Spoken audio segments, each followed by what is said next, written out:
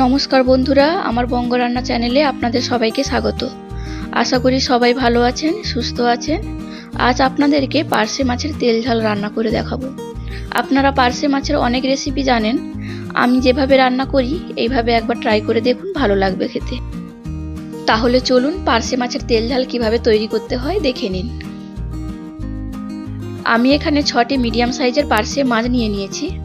মাছগুলোকে ভালো করে ধুয়ে তাতে পরিমাণ মতো নুন হলুদ মাখিয়ে নেব। পারলে আপনারা মাছগুলোকে রান্না করার 15-20 মিনিট আগে নুন হলুদ মাখিয়ে রেখে দেবেন। দিলে দেখবেন মাছের মধ্যে নুনটা ভালোভাবে অ্যাবজর্ব হয়েছে। আমি এখানে কড়াইতে মাছগুলো ভাজার জন্য 3 চামচ তেল নিয়ে নিয়েছি। কড়াইতে তেল গরম হওয়ার পর যখন দেখবেন কড়াইতে হালকা ধোঁয়া উঠেছে, একে একে সব মাছগুলো দিয়ে দেবেন। মাছগুলো কিন্তু বেশি ভাজবেন না, হালকা একটু ভাজা হলেই মাছগুলো তুলে নেবেন। মাছ বেশি ভাজলে মাছের আর টেস্ট ভালো আসে না।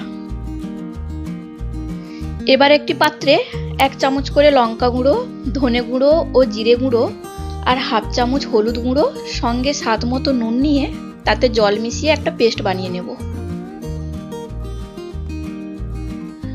এরপর কড়াইতে রান্নার জন্য 2 চামচ সরষের তেল নিয়ে নেব। তাতে হাফ চামচ কালো জিরে ও 4টে কাঁচা লঙ্কা দিয়ে হালকা করে ভেজে নেওয়ার পর তাতে 2টো মিডিয়াম সাইজের কুচনো পেঁয়াজ দিয়ে দেব। পেঁয়াজগুলো ভাজতে ভাজতে যখন দেখবেন হালকা বাদামি হয়ে আসছে, তাতে কুচিয়ে রাখা টমেটোগুলো দিয়ে দেবেন। টমেটোগুলো ভেজে নেওয়ার পর তাতে গুলে রাখা মশলাটা দিয়ে দেবেন। এবার এটাকে ভালো করে মিশিয়ে ঢাকা দিয়ে দেবেন যাতে পেঁয়াজ টমেটো গলে যায়। মনে রাখবেন ফ্লেমটা যেন লো থাকে, না হলে মশলা পুড়ে যেতে পারে।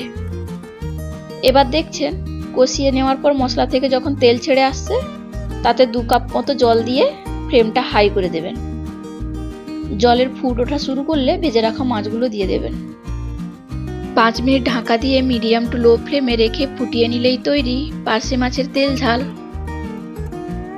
শেষে একটু ধনেপাতা দিয়ে গরম ভাতে পরিবেশন করুন, ভালোই লাগবে খেতে।